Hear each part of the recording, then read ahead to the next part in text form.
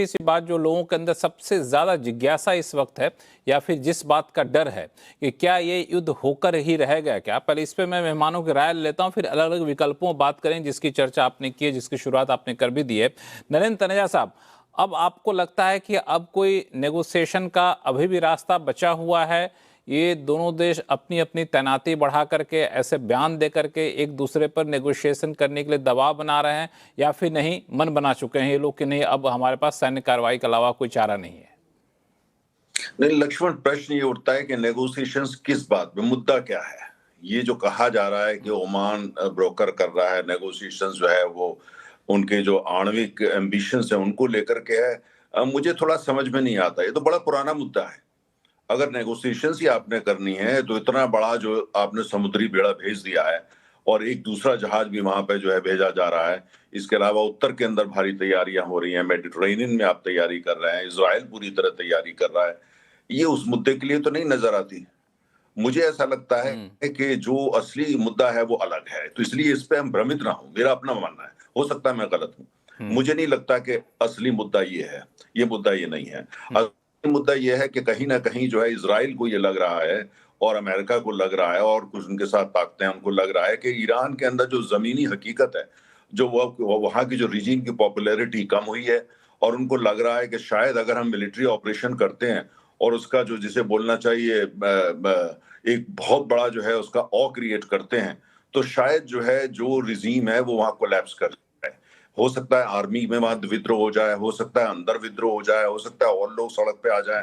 कुल मिलाकर के ऐसे हालात बन जाएं जिससे कि वहां पे सत्ता परिवर्तन हो जाए। तो ये मुझे नहीं, ये लगता है कि यही सारा बात है। अर्ना, मुझे बताइए, अगर आपने नेगोशिएशंस करनी है, आप मुझे एग्जांपल दुनिया में कहाँ नेगोशिएशन तमाम देशों से होती हैं, नॉर्थ कोरिया वगैरह तब होती है। इस तरह का तो नहीं किया जाता, इसका तो मकसद कुछ और नजर आता है। दूसरी बात, ये भी साथ में गुड़ा भाग करा गया है, जो तेल की जो दुनिया है अंदर की, मैं उसकी बात आपसे शेयर कर रहा हूँ। ये माना जा रहा है कि अमेरिकन जो एक्सपर्ट्स हैं उनका ये मानना है, जो फौजी मिलिट्री एक्सपर्ट्स हैं, कि इस समय जो ऑयल की जो सप्लाई पूरे वर्ल्ड में काफी अच्छी है, डिमांड कहीं से ऐसे बढ़ नहीं रही है। तो कुल मिलाकर के अगर एक ऑपरेशन मिलिट्री ऐसा होता है जो बहुत लंबी अवधि तक नहीं चलता, तो ज्यादा से ज्यादा तेल की कीमत $80 या $85 जाएगी, इससे ऊपर नहीं जाएगी। वो भी थोड़े समय के लिए विंडो होगी। उसके बाद तेल की कीमतें, चूंकि अगर ईरान का तेल जो है, ईरान मेन स्ट्रीम हो जाता है, वहां का तेल आएगा तो मार्केट में पॉजिटिव सेंटीमेंट आएगा। तो उन्हें लगता है कि जिसको ये एक स्वीट स्पॉट है, एरिया है, जिसमें अभी आप जो है ईरान पे हमला कर सकते हैं। सब थोड़ा सा बीच में रोकना चाहूंगा। आपके नेटवर्क में कुछ इशू आ रहा है, उसको जरा ठीक कर लेते हैं, फिर हम लोग वापस आपके पास आते हैं। इस बीच कमर आगा साहब, आपके पास आना चाहूंगा। पूरे सिचुएशन को जिस तरीके से अभी तनेजा साहब एक्सप्लेन कर रहे थे कि जिस चीज को नेगोशिएशन का टूल बताया जा रहा है या फिर आधार बताया जा रहा है, वो दरअसल है नहीं, पर्दे के पीछे की कहानी कुछ और है। जी, किसी हद तक तनेजा साहब की बातों से मैं काफ़ी हद तक सहमत हूँ। बहुत समय से वो इस पूरे क्षेत्र को उन्हीं ने देखा है, वहाँ रहे भी हैं। दूसरी बात ये है कि देखिए, युद्ध अमेरिकन इकोनॉमी तो मुझे नहीं लगता कि परमिट करती है कि कोई युद्ध हो। और ये अगर अमेरिकन सोच रहे हैं कि वो वहाँ पे जाएंगे और एक जैसे पिछली दफ़े किया था कि 2 दिन के अंदर सब ध्वस्त कर देंगे उसको, फिर लोग सड़क पे निकल आएंगे, रिजीम चेंज की बात होगी, ऐसा नहीं होगा। ईरान के अंदर नेशनलिज्म बहुत डीप रूटेड है। हमने इराक वार में भी देखा, जबकि उनके पास आर्मी नहीं थी, सद्दाम हुसैन से की आर्मी से वो 8 साल तक लड़ते रहे, 1 मिलियन लोग मरे, और उसके बाद सद्दाम हुसैन को विड्रॉ करना पड़ा, हार हुई वहां पे। और उसके बाद जो कुछ हुआ वो सब अच्छी तरह से जानते हैं। ईरानियन रिजीम बदलने के लिए तो एक बड़ी संख्या में या कितनी संख्या में लोग हैं जरूर चाहते होंगे कि रिजीम बदल जाए, मगर वो ये नहीं चाहते कि ये रिजीम किसी अमेरिकन बैक्ड रिजीम वहां पे आ जाए या किसी दूसरे देश का वर्चस्व वहां पे दोबारा से वहां पे बन जाए। दूसरी बात ये भी है कि ईरान इस रिजीम के अंडर में, ईरान में बहुत डेवलपमेंट भी हुआ है।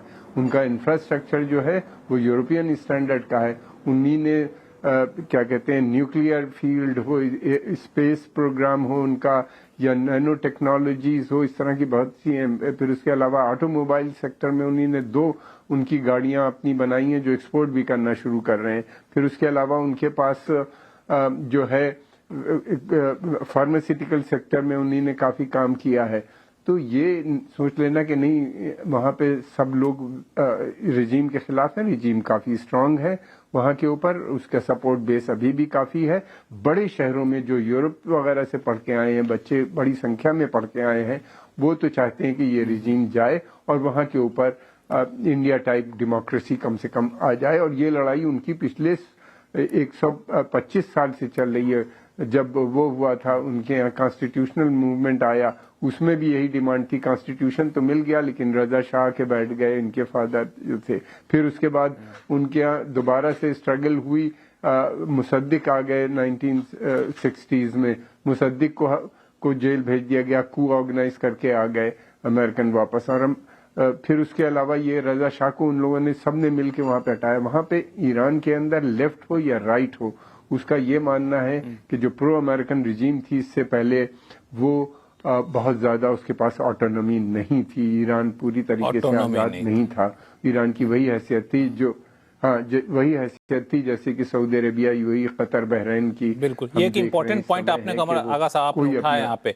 हाँ, ये इम्पोर्टेंट पॉइंट आपने उठाई है, इस बात की ओर इशारा भी करता है शिवकांत शर्मा साहब कि एक तो जैसा कमर आगा साहब कह रहे थे कि यूएस की इकॉनमी इस बात की इजाज़त नहीं देता कि आप ईरान के साथ युद्ध कर लें, और दूसरा जो हालात को बयां किया कमर आगा साहब ने उसके मुताबिक अगर युद्ध करता भी, हमला करता भी अमेरिका, तो ऐसा नहीं कि झटपट करके आप 2-3 दिन में निपटा लेके निकल जाएंगे, ऐसा नहीं है।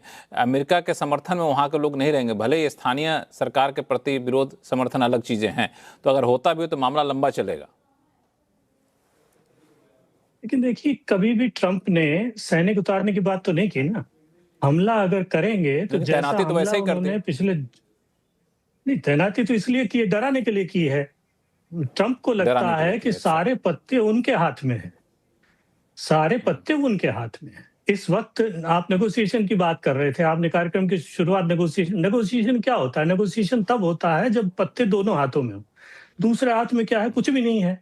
इस वक्त 3 उनकी मांग है कि आप अपना न्यूक्लियर प्रोग्राम बिल्कुल बंद कर दें, और अगर आपको एनरिचमेंट चाहिए तो आप बाहर से खरीदें एनरिच्ड यूरेनियम। दूसरी मांग ये है कि आप मिसाइल कार्यक्रम बंद कर दें। तीसरी मांग ये है कि अपने सारे प्रॉक्सीज को समर्थन करना बंद कर दें। ये तीनों मांगे अगर मान ली तो वो तो समर्पण हो गया ना। और अगर समर्पण हो गया, मुझे मालूम है जिस वक्त समर्पण करेंगे तो समर्पण करते ही जनता वैसे ही इनके खिलाफ हो जाएगी, फिर इनका रहने का औचित्य क्या बचेगा?